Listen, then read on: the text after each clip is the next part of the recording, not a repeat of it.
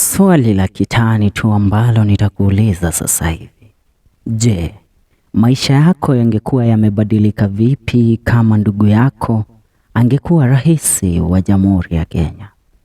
Ndicho kisa chake nduguye wa kwanza ambaye ndiye kifungua mimba katika familia ya rais wa 5 wa Jamhuri ya Kenya, William Samoei Ruto. Jina lake ni Paul Ruto. Leo tunaangazia kisa cha nduguye Ruto ambaye anaishi katika maisha ya uchochole uliokithiri mipaka. Kita kambi ndani ya FM show tukufahamishe kulingana na kisa hiki. Tukikita kambi katika kisa cha nduguye President William Ruto ambaye anatambulikana kama Paul Ruto, mtaniruhusu ni bandili ndimi ndipo niongee kwa lugha ya Kiingereza kukufahamisha kuhusiana na mtu huyu ambaye maisha yake ndiyo haya ambayo anayoishi wakati nduguye ndiye rais wa Jamhuri ya Kenya. Paul Ruto is the name of the humble man. He is the eldest brother of Dr. William Ruto, Kenya's 5th president. Despite living a wealthy lifestyle, owning multi-billion-dollar buildings, constructing homes for widows, donating money in harambes and even adopting orphans, William has left his brother in terrible poverty in Eldoret. Paul claimed in an interview that they fell out with William Ruto after their father Daniel died in the year 2008. This came after Paul attempted to sell his late father's land, but his brothers, including Ruto, refused. This compelled Paul to relocate to Eldoret, where he now lives in slums and works odd manual jobs on the outskirts of town. Since then, Paul has never supported his brother's bid for presidency in the country and prefers Raila Odinga to be the leader of this country.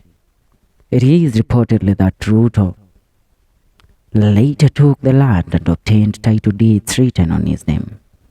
Kisa cha Paul ni kati ya kisa ambacho kiliweza kuwashangaza wengi baada ya yeye kudai ya kwamba yeye pamoja na nduguye waliweza kuachana na kuwa na utengano na mtafaruku baina yao baada ya kifo cha babao, ambapo nduguye mkubwa Paul alijaribu kuuza shamba ambalo lilikuwa limeachwa na baba yao, na pale Ruto pamoja na wenzake ambao ni ndugu zake wakapata kupinga jambo lile vikali sana, na hivyo kukawa na utengano ambao mpaka sasa haujawahi suluhishwa.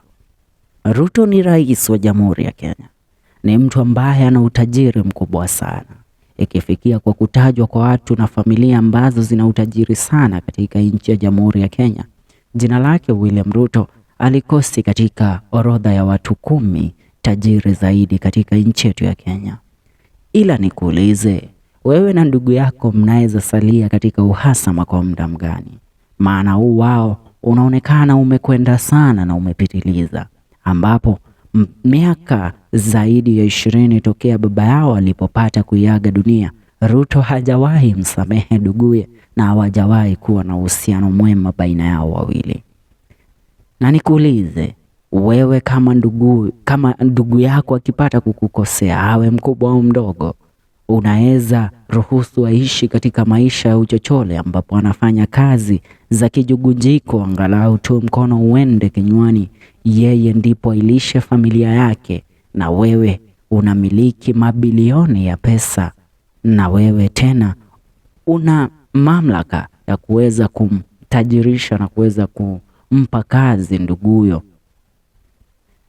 Kisa hiki cha Ruto pia ni kisa ambacho kinalinganishwa sana na kile cha dadaye aliyekuwa rais wa 3 wa Jamhuri ya Kenya, Mwai Kibaki, ambapo dadaye Waitherero Kibaki alipata kuiaga dunia akiishi katika uchochole uliokithiri mipaka, ila yeye ndiye aliweza kujinyima vingi ndipo Mwai Kibaki apate kusoma, na Mwai akawa tajiri sana mpaka kuafikia kuwa rais nambari 1 katika nchi ya Jamhuri ya Kenya.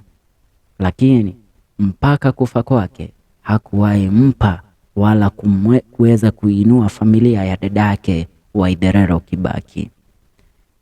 Maoni yako unaweza yaachia kwenye comment section. Tuungane kwenye video zetu zijazo. Hii ni The FM Show KE. Niite Felix Wanda.